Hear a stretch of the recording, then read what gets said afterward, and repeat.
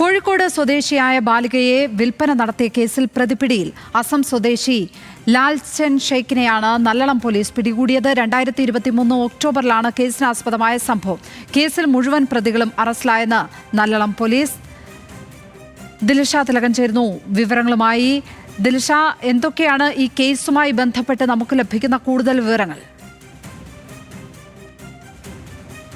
സൂചിപ്പിച്ചതുപോലെ തന്നെ 2023 നടന്നൊരു കേസാണ്. കോഴിക്കോട് സ്വദേശിയായിട്ടുള്ള ബാലികയെ വിൽപ്പന നടത്തിയ കേസിൽ പ്രതിയാണ് ഇപ്പോൾ പിടിയിലായിരിക്കുന്നത്. അസം സ്വദേശിയായിട്ടുള്ള ലാൽചൻ ഷെയ്ഖിനെയാണ് നല്ലളം പോലീസ് പിടികൂടിയത്. കർണാടകയിലെ സ്വകാര്യ എസ്റ്റേറ്റിൽ നിന്നുമാണ് പ്രതി പോലീസിന്റെ പിടിയിലായത്. ഈ കേസിലെ തന്നെ ഒന്നാം പ്രതിയായിട്ടുള്ള നജീദുൽ ഷെയ്ഖിന്റെ പിതാവാണ് ഇപ്പോൾ പിടിയിലായിട്ടുള്ള ഈ ലാൽചൻ ഷെയ്ഖ്.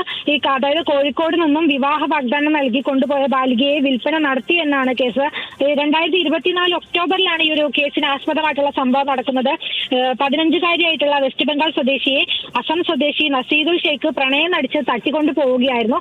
ഹരിയാനയിൽ എത്തിച്ച പെൺകുട്ടിയെ ലൈംഗിക ചൂഷണത്തിന് വിധേയയാക്കുകയും ശേഷം ഹരിയാന സ്വദേശിയായിട്ടുള്ള ഒരാൾക്ക് 25,000 രൂപയ്ക്ക് വിൽക്കുകയുമായിരുന്നു. ഈ കേസിന് ആസ്പദമായ സംഭവം നടക്കുമ്പോൾ പെൺകുട്ടി മാതാപിതാക്കളോടൊപ്പം കോഴിക്കോട് നല്ലളത്തായിരുന്നു താമസിച്ചിരുന്നത്. പെൺകുട്ടിയുടെ പിതാവിന്റെ പരാതിയിൽ നല്ലളം പോലീസ് കേസെടുത്ത് അന്വേഷണം ആരംഭിക്കുകയും ഈ കുട്ടിയെ തട്ടിക്കൊണ്ടുപോയ നസീദുൽ ഷെയ്ഖിനെ 2024 നവംബറിൽ തന്നെ പിടികൂടുകയും ചെയ്തിട്ടുണ്ടായിരുന്നു. എന്നാൽ മാത്രമല്ല കേസിലെ മൂന്നാം പ്രതിയായിട്ടുള്ള സുശീൽ കുമാർ നേരത്തെ തന്നെ പിടിയിലായിട്ടുണ്ട്. അതായത് ഈ പെൺകുട്ടിയെ 25,000 രൂപയ്ക്ക് പെൺകുട്ടിയെ വാങ്ങിയ ഹരിയാന സ്വദേശി സുശീൽ കുമാറിനെയും പോലീസ് നേരത്തെ പിടികൂടിയതാണ്. ഈ നസീദുൽ ഷെയ്ഖിന്റെ പിതാവ്, ഒന്നാം പ്രതിയായിട്ടുള്ള നസീദുൽ ഷെയ്ഖിന്റെ പിതാവ് ലാൽചൻ ഷെയ്ഖിനെയാണ് പോലീസ് കണ്ടെത്താൻ സാധിക്കാതിരുന്നത്. ആ പ്രതിയാണ് ഇപ്പോൾ കർണാടകയിൽ നിന്ന് പോലീസിന്റെ പിടിയിലായിരിക്കുന്നത്. ലക്ഷ്മി.